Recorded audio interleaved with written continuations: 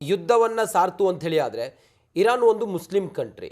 ಇನ್ನುಳಿದಂಥ ಪ್ರಪಂಚದ ಎಲ್ಲ ಮುಸ್ಲಿಂ ಕಂಟ್ರಿಗಳು ಕೂಡ ಇರಾನ್ ಜೊತೆಯಲ್ಲಿ ನಿಲ್ತವ? ಆ ರೀತಿ ವಾತಾವರಣವನ್ನು ಇರಾನ್ ಸೃಷ್ಟಿ ಮಾಡಿದೆಯಾ? ಬೇರೆ ಬೇರೆ ಮುಸ್ಲಿಂ ರಾಷ್ಟ್ರಗಳ ಜೊತೆಗೆ ಇರಾನ್ನ ಸಂಬಂಧ ಹೆಂಗಿದೆ? ಈಗ OIC ಇದೆ, ಆರ್ಗನೈಸೇಷನ್ ಆಫ್ ಇಸ್ಲಾಮಿಕ್ ಕಂಟ್ರೀಸ್. ಅದರಲ್ಲಿ 58 ಕಂಟ್ರೀಸ್ ಏನೋ ಇದೆ. ಕರೆಕ್ಟ್. ಬಟ್ ಅದರಲ್ಲಿ ಜಾರ್ಡನ್, ಸೌದಿ ಅರೇಬಿಯಾ, ಹೌದು, ಅಂಡ್ ಬಾರೇನ್ ಅವರೆಲ್ಲ ಬಹಳ ಪ್ರೋ US. ಸೊ ಅವರು ಯಾವುದೇ ಕಾರಣಕ್ಕೂ ಸಹಕಾರ ಮಾಡೋದು ಬಿಕಾಸ್ ಅವ್ರದ್ದು ಶಿಯಾ, ಇರಾನು ಶಿಯಾ ದೇಶ, and Saudi Arabia Sunni. So ಅವ್ರದ್ದು ಐಡಿಯಾಲಜಿಕಲ್ ಕ್ಲಾಶ್ ಆಗುತ್ತೆ. ಹೌದು, ಅದಕ್ಕೋಸ್ಕರ full OIC countries, organisation of Muslim countries, Iran support ಮಾಡೋಂಗಿಲ್ಲ. ಮತ್ತೆ ಇಂಟರ್ನ್ಯಾಷನಲ್ ಪಾಲಿಟಿಕ್ಸ್ ಅಲ್ಲಿ ಫೈನಲಿ ಎಲ್ಲ ದೇಶಗಳು ಅವ್ರ ನ್ಯಾಷನಲ್ ಇಂಟ್ರೆಸ್ಟ್ ನೋಡ್ತಾರೆ. ಈವನ್ ಚೈನಾ ಇನ್ನು ಇಂಟರ್ಫಿಯರ್ ಆಗಿಲ್ಲ ಮಿಲಿಟರಿಲಿ ಯಾವುದೋ ರೀತಿಯಲ್ಲಿ. ಹೌದು, ರಷ್ಯಾ ಕೂಡ ಇಂಟರ್ಫಿಯರ್ ಆಗಿಲ್ಲ. ಈಗ ಇದು ಬರೀ 2 days old, 3 days old US involvement. ಹೌದು. ಸೊ ಈಗ ಮುಂದಕ್ಕೆ ನೋಡಬೇಕು. ಈಗ ಎಲ್ಲರೂ ಪ್ರಯತ್ನ ಪಡ್ತಾರೆ. ಅಮೆರಿಕ, ಜಾರ್ಡನ್ ಎಲ್ಲ ಕಂಟ್ರೀಸು ವಾಷಿಂಗ್ಟನ್ ಮೇಲೆ ಪ್ರೆಷರ್ ಹಾಕ್ತಾರೆ ನಿಲ್ಸಕ್ಕೆ. ವಾಷಿಂಗ್ಟನ್ ಮೇಲೆ ಪ್ರೆಷರ್ ಹಾಕಿದ್ರೆ ಅದರದ್ದು ಎಫೆಕ್ಟ್ ಇಸ್ರೇಲ್ ಮೇಲೂ ಬೀಳ್ತದೆ. ಹೌದು 100%.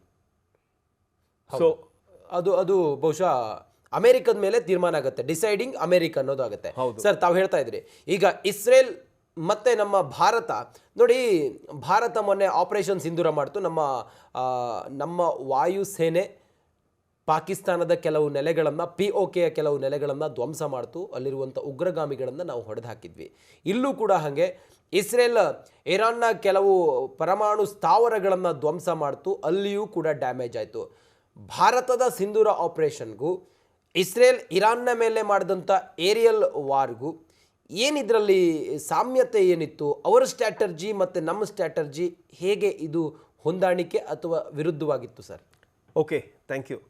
ಈಗ ವಾಯುಶಕ್ತಿ, ಈಗ ಯುದ್ಧದಲ್ಲಿ ಮೇನ್ ಕಾಂಪೊನೆಂಟ್ ವಾಯುಶಕ್ತಿ ಇರೋದು, ಏರಿಯಲ್ ಪವರ್. ಡಿಸ್ಟೆನ್ಸ್ ದೂರ ಇದೆ, ಹಾಗಾಗಿ ಏನಿದ್ರು ಏರಿಯಲ್ ವಾರೇ ಆಗಬೇಕು. ಹೌದು. ಈಗ ಆಪರೇಷನ್ ಸಿಂಧೂರಲ್ಲಿ Indian air force on the political direction of the cabinet committee on security, CCS, ಹೋಗಿ ಅವ್ರಿಗೆ ಹೇಳಿದ್ದು ಬರೀ ಟೆರರಿಸ್ಟ್ ಟಾರ್ಗೆಟ್ನ ಹೋಗಿ ಹೊಡಿಬೇಕು.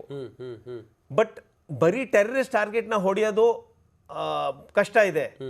ಯಾಕಂದ್ರೆ ಏರಿಯಲ್ ವಾರ್ಫೇರ್ ಅಲ್ಲಿ concept of SEAD, suppression of enemy air defences, first SEAD ಮಾಡಿ ಅವ್ರದ್ದು ರೇಡಾರು, ಅವರು ಏರ್ ಡಿಫೆನ್ಸ್ ವೆಪನ್ರಿ ಅದನ್ನೆಲ್ಲ ನ್ಯೂಟ್ರಲೈಸ್ ಮಾಡಿ ಮತ್ತೆ ಟೆರರಿಸ್ಟ್ ಟಾರ್ಗೆಟ್ ಹೊಡಿಬೇಕಿತ್ತು. ಈಗ ಇಸ್ರೇಲ್ ಏನ್ ಮಾಡಿದ್ದಾರೆ, IAF ಇಸ್ರೇಲಿ ಏರ್ಫೋರ್ಸು ಫಸ್ಟ್ ಹೋಗಿ SEAD ಮಾಡಿದ್ದಾರೆ, suppression of enemy air defences. ಇರಾನ್ದು ರೇಡಾರ್ಸು, ಏರ್ ಡಿಫೆನ್ಸ್ ನೋಡ್ಸ್ನ ಅದೆಲ್ಲ ನ್ಯೂಟ್ರಲೈಸ್ ಮಾಡಿಬಿಟ್ಟು ಥ್ರೂ ಇಂಟರ್ನಲ್ ಸ್ಯಾಬೊಟಾಜ್ ಅವ್ರನ್ನ ಹಿಡ್ಕೊಂಡು ಅದನ್ನ ಡ್ಯಾಮೇಜ್ ಮಾಡಿ they got air superiority, dominance of the air. ಅದೇ main difference. Indian military or Indian air force was not given a free hand. They was lot of political constraint. ನೀವು ಬರೀ terrorist ಟಾರ್ಗೆಟ್ನ ಹೊಡಿಬೇಕು. ಮತ್ತೆ ಇನ್ನೊಂದು ಏನಂದ್ರೆ, Indian air force mobilised after 7 days. Pahalgam terror attack ಆದ್ಮೇಲೆ 7 ದಿವಸ. ಆ 7 ದಿವಸದಲ್ಲಿ ಟೆರರಿಸ್ಟ್ಗಳೆಲ್ಲ ಬೇರೆ ಕಡೆ ಡಿಸ್ಪರ್ಸ್ ಆಗಿಬಿಟ್ಟಿದ್ದಾರೆ. When you mobilise air force or air power, it does not take more than 6 hours or 2 hours. After all ಬರೀ ಏರ್ಕ್ರಾಫ್ಟು ಟೇಕ್ ಆಫ್ ಮಾಡ್ಬೇಕಷ್ಟೇ. ಇನ್ನು ಏರ್ಕ್ರಾಫ್ಟ್ ಇಲ್ಲಿ ಪಾಯಿಂಟ್ A ಇಂದ ಟೇಕ್ ಆಫ್ ಮಾಡ್ತಾರೆ, ಪಾಯಿಂಟ್ B ಇಂದ ಟೇಕ್ ಆಫ್ ಮಾಡಿದ್ರೆ ಅದೇನು ವ್ಯತ್ಯಾಸ ಇಲ್ಲ. ಟಾರ್ಗೆಟ್ ಹತ್ರ ಹೋಗಿ ಟೇಕ್ ಆಫ್ ಮಾಡಬೇಕು. ಬರೀ ಏರ್ಕ್ರಾಫ್ಟ್ ಆರ್ಮ್ ಮಾಡಿಬಿಟ್ಟು ಹೋಗ್ಬೇಕಷ್ಟೇ. ನಾವು 7 ದಿವಸ ತಗೊಂಡಿದ್ದಂದ್ರೆ ಬಹಳ ಲೇಟ್ ಆಯ್ತು. It should be immediate response, and air power is all about speed and flexibility. ಅದು ನಾವು ಕಾಂಪ್ರಮೈಸ್ ಮಾಡಿದ್ದೀವಿ. ಆ ಸಮಯ ಸಂದರ್ಭಕ್ಕೆ ಅದು ನೀವು ಹೇಳ್ದಂಗೆ ಕ್ಷಿಪ್ರ ಕಾರ್ಯಾಚರಣೆ ಆಗಿದ್ದಿದ್ರೆ ಅಥವಾ ಎಮರ್ಜೆನ್ಸಿ ಅಟ್ಯಾಕ್ ಆಯಿತು ಅಂಥೇಳಿ ಆಗಿದ್ದಿದ್ರೆ ಇನ್ನೂ ಹೆಚ್ಚು ಭಯೋತ್ಪಾದಕರು, ಟೆರರಿಸ್ಟ್ಗಳು ಹತರಾಗ್ತಿದ್ರು ಅಂತ ತಮ್ಗನ್ಸುತ್ತಾ sir? Better results, better kill score. ನಾವು ಬಹಳ ಟೈಮ್ ಕೊಟ್ಟಿದ್ದೀವಿ ಎನಿಮಿಗೆ. ಸರ್ಪ್ರೈಸ್ ಹೋಗ್ಬಿಡ್ತು. ಈಗ ಮಾಡರ್ನ್ ವಾರ್ಫೇರ್ ಅಲ್ಲಿ, ಎನಿ ವಾರ್ಫೇರ್ ಅಲ್ಲಿ surprise is a main component. ಆ ಸರ್ಪ್ರೈಸ್ ನ ಕಿಲ್ ಮಾಡಿದ್ವಿ. They were expecting us to attack, so they would have taken counter measures. ನಮಗೆ ತುಂಬ ಪೂರಕವಾಗಿತ್ತು ಅಂತ. ಅಂದರೆ ನಮಗೆ ಅಲ್ಲಿ ಅವ್ರ ಮೇಲೆ ದಾಳಿ ಮಾಡೋದಕ್ಕೆ ಡಿಸ್ಟೆನ್ಸ್ ಜಾಸ್ತಿ ಇರಲಿಲ್ಲ. ಆನಂತರ ಈಗ 1,500-2,000 ಗಡಿಯನ್ನು ಏನೀಗ ದೂರದಲ್ಲೇ ಇಸ್ರೇಲ್ ಮತ್ತು ಇರಾನ್ ಇದೆ, ಆ ರೀತಿ ವಾತಾವರಣ ಇರಲಿಲ್ಲ. ನಮಗೆ ಈಸಿ ಆಗಿತ್ತು ಅವ್ರನ್ನ ಕಿಲ್ ಮಾಡೋದಕ್ಕೆ ಅನ್ನೋದಲ್ವಾ? ಹೌದು ಹೌದು ಹೌದು. Yes sir. ಮುಂದುವರೆದು ನೋಡಿ, ಅಮೆರಿಕ ಮೊನ್ನೆ B2 ಬಾಂಬರನ್ನು ಪ್ರಯೋಗ ಮಾಡ್ತು ಇರಾನ್ನ ಮೇಲೆ. ಆ B2 ಬಾಂಬರ್ ಶಕ್ತಿ ಸಾಮರ್ಥ್ಯ ಏನು ಸರ್, ಅದರ ಪವರ್ ಏನು? B2 ಬಾಂಬರ್ ಬೇಸಿಕಲಿ ಅದಕ್ಕೆ 1100 ಅವರ್ಸು ಫ್ಲೈಯಿಂಗ್ ಟೈಮ್ ಇದೆ. ಹೌದು. ಸೊ ಅಕಾರ್ಡಿಂಗ್ಲಿ ಅದರ ಫ್ಯೂಯಲು ಆಯಿಲು ಎಲ್ಲ ಇದೆ. ಈಗ ವಿತ್ ಮಿಡ್ ಏರ್ ರಿಫ್ಯೂಯಲಿಂಗ್, ಮಧ್ಯದಲ್ಲಿ ಟ್ಯಾಂಕರ್ ಬರ್ತದೆ, ಆಯಿಲ್ ಟ್ಯಾಂಕರ್ ಬಂದು ಮಿಡ್ ಏರ್ ರಿಫ್ಯೂಯಲಿಂಗ್ ಅದು ಮಾಡಿದ್ರೆ 30,000-40,000 ಕಿಲೋಮೀಟರ್ಸ್ ಫ್ಲೈಯಿಂಗ್ ರೇಂಜ್ ಸಿಗುತ್ತೆ. ಮತ್ತೆ ಅದಕ್ಕೆ ಈ ಬಾಂಬ್ 30,000 ಟನ್ಸ್, ಅಂಡ್ ಇದು ಮಾಮೂಲಿ ಬಾಂಬ್ ಅಲ್ಲ, ಇದು ಬಂಕರ್ ಬಸ್ಟರ್ ಬಾಂಬ್. ಹೌದು ಹೌದು ಹೌದು. ಅಂದ್ರೆ it goes under the ground. Okay, ನೆಲದ ಒಳಗಡೆ. ಹೌದು. ಸೆಕೆಂಡ್ ವರ್ಲ್ಡ್ ವಾರ್ ಅಲ್ಲಿ ಡ್ಯಾಮ್ ಬಸ್ಟರ್ಸ್ ಅಂತ ಇದ್ರು.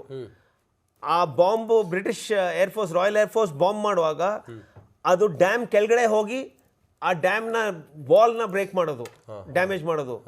ಅದೇ ರೀತಿ ಇದು bunker buster bomb. It is a special type of ordnance. So 30,000 tons per aircraft weight ಇದೆ ಅಷ್ಟು. ವೆಯ್ಟ್. ಅಂಡ್ ಈ B2 ಬಾಂಬರ್ ಅಂದ್ರೆ ಸ್ಟೆಲ್ತ್ ಬಾಂಬರ್. ಸ್ಟೆಲ್ತ್ ಬಾಂಬರ್ ಅಂದ್ರೆ they cannot be shot down easily. ಯಾಕಂದ್ರೆ ಅದ್ರ ಶೇಪೇ ನೋಡುವಾಗ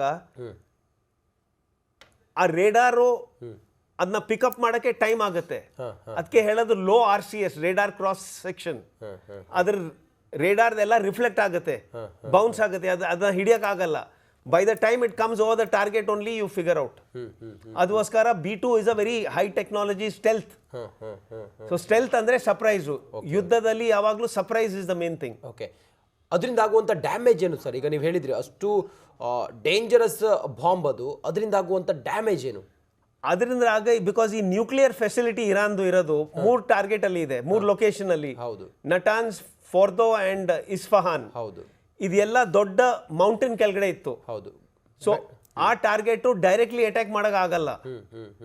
ಸೊ ಅದು ಕೆಳಗಡೆ ಅಂಡರ್ ಗ್ರೌಂಡ್ ಹೋಗಿ ಮತ್ತೆ ಎಕ್ಸ್ಪ್ಲೋರ್ಡ್ ಆಗಬೇಕು. So it's a delayed action armament. Very high technology. ಬರೀ ಅಮೆರಿಕಾ ಹತ್ರ ಇರೋದು ಕಾಣ್ತದೆ, ಇನ್ನು ರಷ್ಯಾ ಹತ್ರ ಇದೆಯಾ ಇಲ್ಲ ಗೊತ್ತಿಲ್ಲ.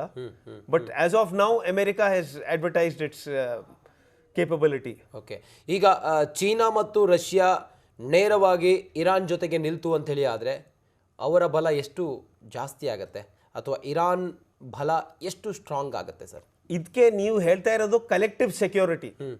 ಈಗ ಬರೀ ಅಮೆರಿಕಾ ಅಲ್ಲಿ ನಿಂತಿದೆ, ರಷ್ಯಾ ಚೈನಾ ಸೇರಿದ್ರೆ ಅಮೆರಿಕಾಗೆ ಬ್ಯಾಲೆನ್ಸ್ ಆಗುತ್ತೆ. ಈಗ ಏನಾಗಿದೆ, America is the sole super power. ಹೌದು. ಈಗ ರಷ್ಯನ್ ಪವರ್, ಚೈನೀಸ್ ಪವರ್ ಸೇರಿದ್ರೆ ಅದು ವ್ಯತ್ಯಾಸ ಆಗುತ್ತಾ ಇಲ್ಲ ಅಂತ. 100%. But China is very smart. ಚೈನಾಕ್ಕೆ doesn't want to get involved in war. S.